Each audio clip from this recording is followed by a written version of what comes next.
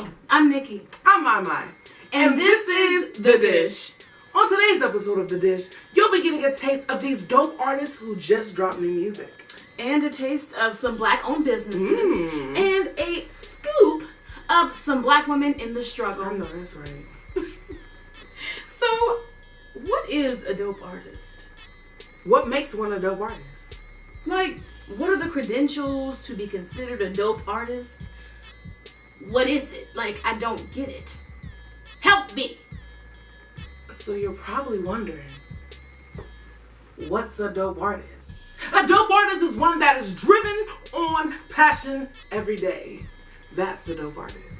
Oh, so someone who doesn't give up on their passion? Exactly. One that just never stops. They just keep on going and going and going with their passion. And they just never stop creating and growing. That's a dope artist. Okay. So, driven on passion every day. Every day. Okay. Yes. So, I get it. Okay, yes. And that's why Flavva only rocks with dope artists only. Yes. That's right. And we're showing love to dope artists near and far on The Dish. And that's right.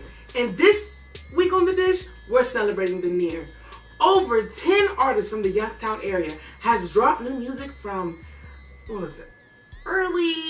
late October to early November. And that's a lot of music. And that's tasty. It is. That's real tasty. Filling up my dish. Yeah. Filling up my dish. Okay. So how about we get a taste of these dope artists? We have J Thrash with Finally Here. D Moons, No Feelings 3. Chris Lombardi, The Lamb. Black Casper, No Time Frame. Ron Johnny, Deck Dope. Youngstown Young, Different Time Flow. Bishop and SK, What Do You Mean? Bopman Playlist. Stevie Villain, The Villain, Volume 1.5. Keelan, Dope Never Dies, Volume 2. Madison, Tears in June. Desi, All of the Above. And Grizzly with Couch. That's some tasty tunes. Real tasty. And we have the opportunity to get a taste of all of them. Oh, yes. So you should definitely check them out. We'll have the links somewhere where you can get them. Yes. For today's segment of What's Your Flavor, we have a black-owned business that just opened up. And Michael, can you tell us a little bit more about that? Of course. It's this new business that just opened in the Youngstown, Ohio area. It's called Hair B&B. It's a new business in the area that gives licensed cosmetologists, licensed barbers, licensed makeup artists, and people who do hair the opportunity to actually rent out a chair without paying booth rent. That's what hairstylists and them pay. Yeah. So me in the shops, but it's on a day-to-day basis. Oh, that's really dope. Do you know the address? Yeah, it's actually 34 Still Street, Youngstown, Ohio. Okay. I'll leave the link for that also where you can get it as well in the comments or in the bio. You'll be able to find it. And yeah, it's open to the public. Nice. Yeah, it's pretty dope. Yeah, that's pretty driven on passion every day. That's pretty dope. It is. Man, that's really flavorful. We love seeing local artists and local entrepreneurs shine. And that's a shiny moment. Yes. That's a really shiny moment. That's the first. That's going to blow up. I know it is. Blow! On this segment, we'll be getting a scoop of black women in the struggle who just succeeded. And we'll be reading excerpts from Book of Black Heroes, Great Women in the Struggle. Miriam Anderson always loved to sing, so when she was 6, she joined her church choir. Church members were so impressed by the child's natural talent, they set up a trust fund to help pay for her musical training. Miriam began studying formally with a renowned voice teacher when she was only 19 years old. Later, she entered and won a major competition that gave her the chance of performing with the New York Philharmonic as a concert singer. She then won a Rosenwald Fellowship and made her European debut in Berlin in 1930. For the next 5 years, Miriam toured Europe, establishing herself as one of the world's finest contraltos. Upon her return to the United States, Miriam was triumphant in her recitals at New York City's Town Hall and Carnegie Hall. A New York Times reviewer described her performance as music making that probed too deep for words.